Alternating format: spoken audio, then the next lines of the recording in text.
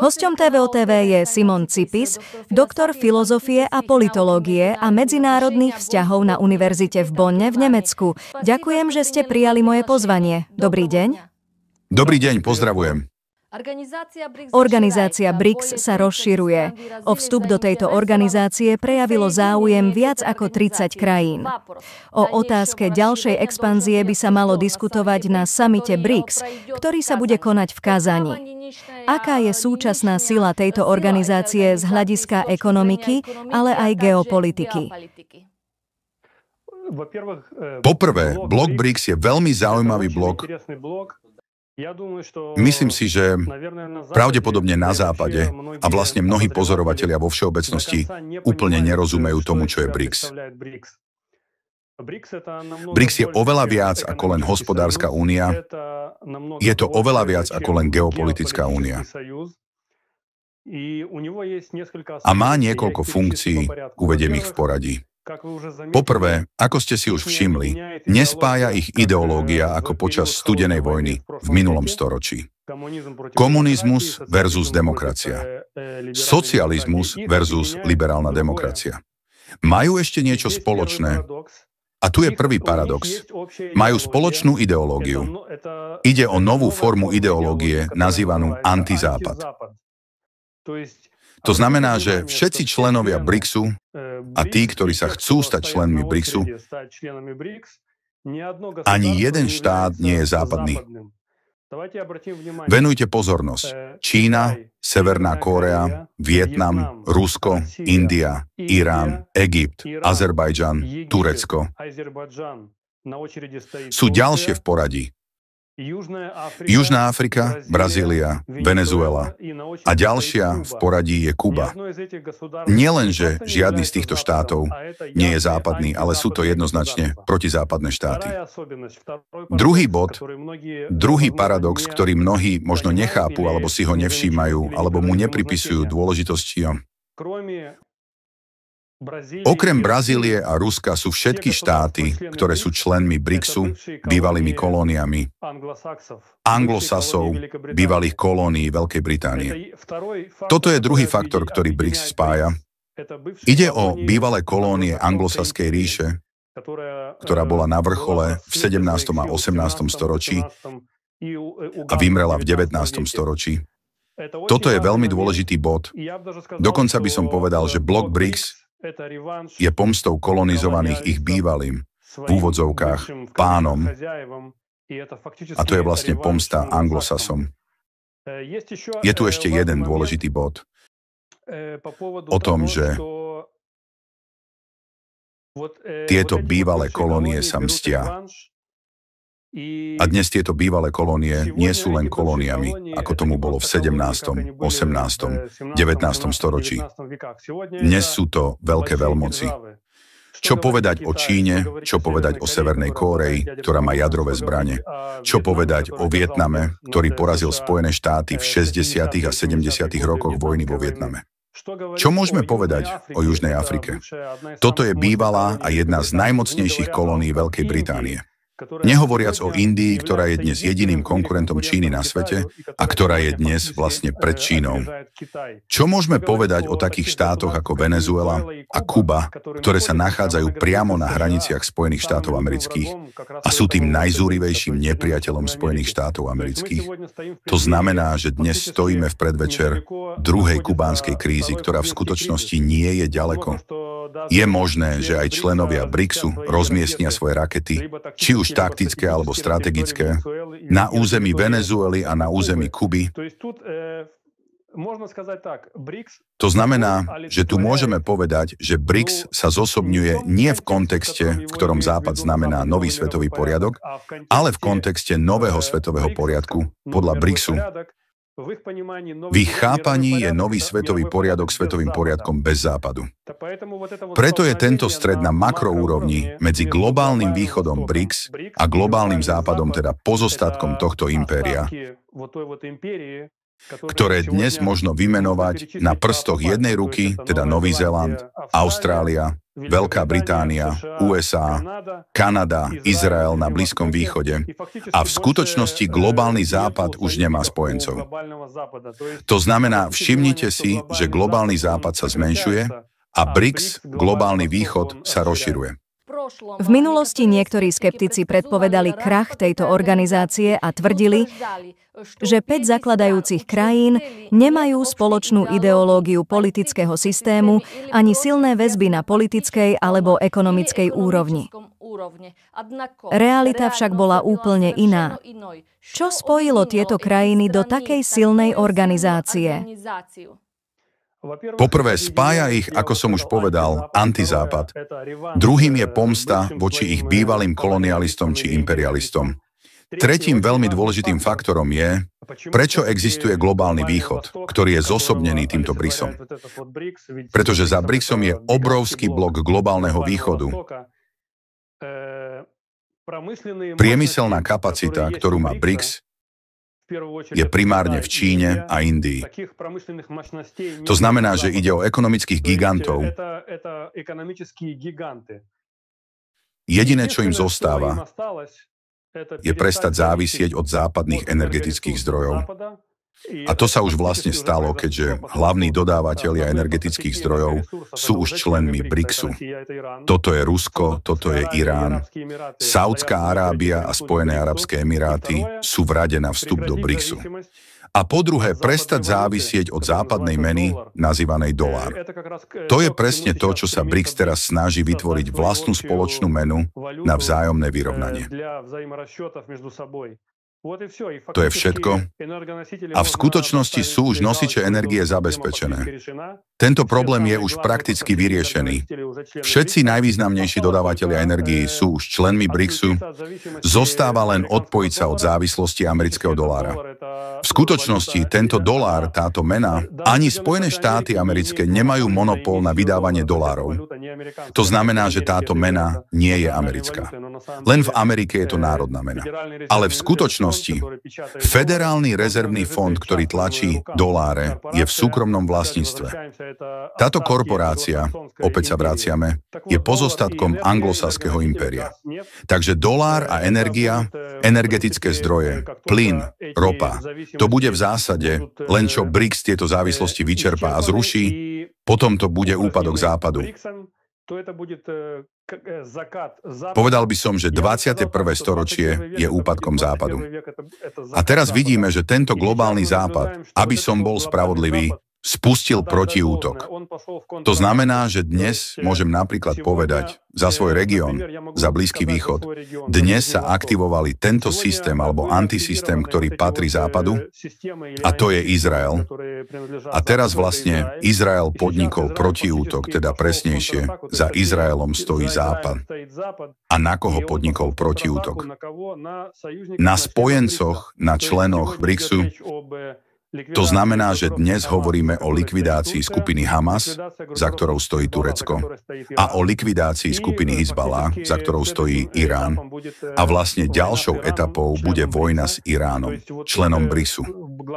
To znamená, že vidíme, ako sa globálny západ pokúša prejsť do protiofenzívy, ale predpokladám, že pravdepodobne toto sú umierajúce krče globálneho západu. Pre koho je BRICS konkurenciou? Pre Európsku úniu alebo G7? Mnohí odborníci sa zhodujú, že BRICS je alternatívou ku G7. Aký je váš názor? BRICS je oveľa vyšší ako G7 a oveľa vyšší ako G20. Vo všeobecnosti BRICS nie je správne porovnávať ani s ekonomickými blokmi ako G7, G20, ani s geopolitickými blokmi ako je Európska únia a dokonca ani s vojensko-politickými blokmi ako NATO. BRICS má ešte jednu veľmi dôležitú vlastnosť. Každú chvíľu sa môže zmeniť z ekonomického bloku na vojensko-politický blok. To je v skutočnosti už vojensko-politické, pretože ak sú všetci členovia BRICSu medzi sebou spojencami, je v skutočnosti otvorení, idú do bodu, že budú mať otvorenú výmenu tovaru a otvorený trh medzi štátmi BRICSu, ak majú aj svoju menu, tak sa vlastne už môžu stať členmi vojensko-politického bloku a môžu prispievať, alebo povedzme môžu vytvárať niečo ako NATO, ako článok 5 zmluvy o NATO, ktorý hovorí, že vyhlásia článok, ktorý bude hovoriť, že útok na jedného z členov BRICSu bude znamenať útok na celý blok. Ale taký silný vojensko-politický blok v histórii ešte nebol. Len azda v storočiach veľkých mocných ríš, akými boli Perská, Byzantská a Rímska. Ale taký blok, taký gigantický blok, ani taký nebol. Ani Západ, ani Východ počas studenej vojny. Zhruba pred rokom britský The Economist uviedol, že práve BRICS by sa mohol stať skutočnou protiváhou G7, pretože podľa názoru tohto média Šanghajská organizácia spolupráce je príliš euroázijsky orientovaná. Ako je to s inými medzinárodnými organizáciami, ktoré robia protiváhu tým západným organizáciám? Napríklad spomínaná Šanghajská organizácia pre spoluprácu alebo Spoločenstvo nezávislých štátov? Organizácie ako Šanghajská organizácia, alebo ASEAN, ázijské alebo eurázijské, sú všetky len... Sú to ako chápadlá v dobrom zmysle slova tohto obrovského BRICSu. To znamená, že oni, všetky tieto organizácie, sú mini BRICSy. To znamená, že presadzujú svoju vlastnú politiku, ale každá sa zameriava na svoj vlastný úzky priemysel. Ako napríklad Šanghajská organizácia stále má väčší sklon k ekonomickej spolupráci a v Ázii má väčší sklon zhromažďovať okolo seba ázijské štáty. Tu chcem poznamenať, že nie je ďaleko deň, kedy uvidíme, že v zásade platí, že to, čo sa Turecko snaží vytvoriť, sa snaží vytvoriť úniu turkicky hovoriacich národov, ktorá zahŕňa väčšinu krajín bývalého Sovietskeho zväzu. Stredná Ázia, napríklad Azerbajdžan, tiež Uzbekistan a iné. Ale tento blok, tento BRICS, ich všetkých prehltne, teda pohltí a v skutočnosti bude mať BRICS také pobočky. To som chcel povedať. Bude správnejšie povedať, že to nie sú chápadlá, ale odľahčenie BRICSu. A pri takýchto organizáciách je to každá organizácia, ktorá je zameraná svojim smerom. To je ten ekonomický vojenský blok, politický, geopolitický. Bude to vlastne smerované do protiblokov Západu. Teda napríklad ako G7, ako Európska únia, alebo NATO. To znamená, že pre každý malý blok alebo malú organizáciu na západe už BRICS pripravil malé bloky a malé organizácie na rovnakej úrovni. Ale vo veľkej schéme vecí Západ ešte nemá taký blok ako BRICS. To znamená, že NATO sa už rozsahom nemôže porovnávať ani s BRICSom. Ani G7, ani G20, ani Európska únia. Jediné, čo sa asi dá porovnávať, je OSN, Organizácia spojených národov, čo je svetová organizácia. Ale čoskoro si myslím, že väčšina tamojších krajín bude skôr členmi BRICSu ako členmi Západu.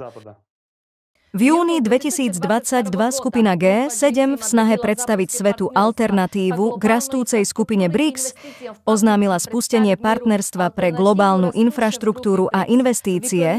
Splnil tento program svoj účel, pre ktorý bol vytvorený? Tu je veľmi dôležitý bod o globálnych infraštruktúrnych projektoch. Tu sa vraciame k tomu, čo som povedal, že priemyselné kapacity, ktorými dnes disponujú členovia BRICSu, predovšetkým Čína a India, s takými kapacitami môžu realizovať globálne infraštruktúrne projekty akéhokoľvek rozsahu a akejkoľvek zložitosti po celom svete. Niečo, čo si Západ nemôže dovoliť. Môžu to byť štarty do vesmíru, môžu to byť obrovské diaľnice, obrovské siete železníc, môže to byť globálne pokladanie ropovodov a plynovodov, môže to byť výstavba celých miest, Môže to byť otvorenie nových námorných trás a úžiny. Môže to byť obrovská sieť námorných prístavov. To znamená, že ide o globálne projekty infraštruktúry. A v skutočnosti si dnes BRICS osvojil takú taktiku vedenia vojen, pričom nepoužíva tvrdú vojenskú silu, ale mäkkú silu. To znamená, že pozor na Čínu. Čína dnes v zásade nemá konkurentov pre veľké tendre. Súťaže na výstavbu veľkých, gigantických, mega infraštruktúrnych projektov. Mimochodom aj v Izraeli. To znamená, že dnes môžu kopať tunely, stavať metro, stavať železnice akejkoľvek zložitosti, v akomkoľvek štáte a kdekoľvek na svete. Majú takmer nevyčerpateľné ľudské zdroje, rovnako je to aj s Indiou. India je zameraná opäť na produkciu špičkových technológií a služieb, teda sektor služieb, bankové služby, telefónne služby. To je nevyčerpateľný ľudský zdroj, ktorý Západ nemá. Preto podľa mňa jednou z metód konfrontácie s globálnym Západom pre globálny východ sú takéto infraštruktúrne projekty a gigantické, prakticky nevyčerpateľné priemyselné zdroje. Čo znamená, alebo bude znamenať ďalšie rozšírenie BRICSu pre Západ? Čím sú jednotlivé kandidujúce krajiny špecifické, čím by mohli ohroziť americkú dominanciu alebo samotný Západ ako celok? Čo príde je,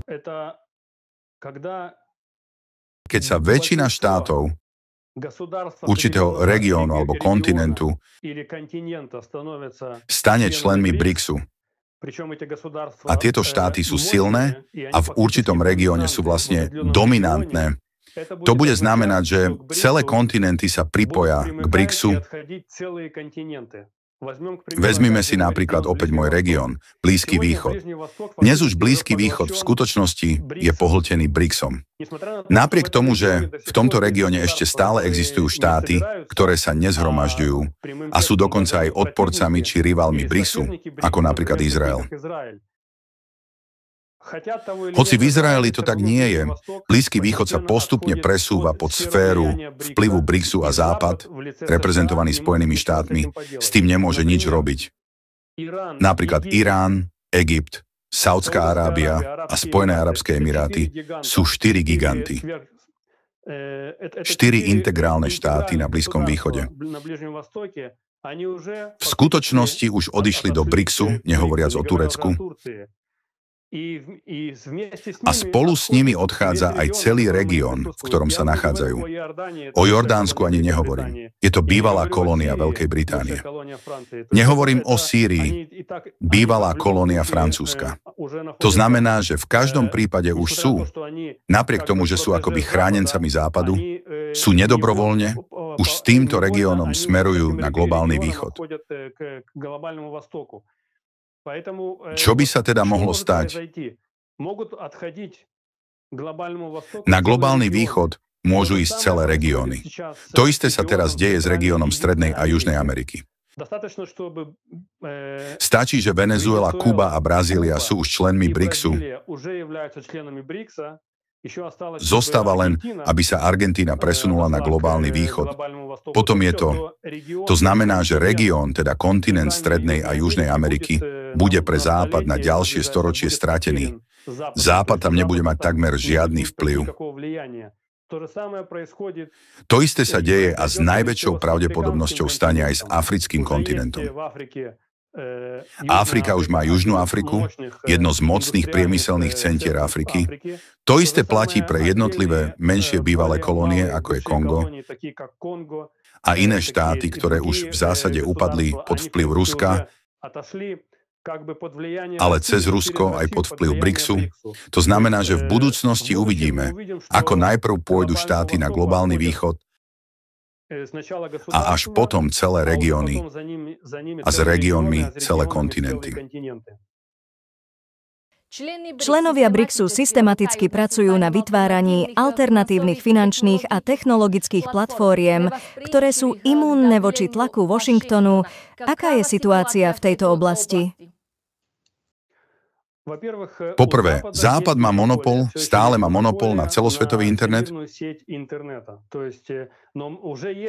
ale už existujú alternatívne prehliadače a už existujú alternatívne internetové siete, ako napríklad čínsky internet, ktoré sú pre západné siete nepreniknuteľné.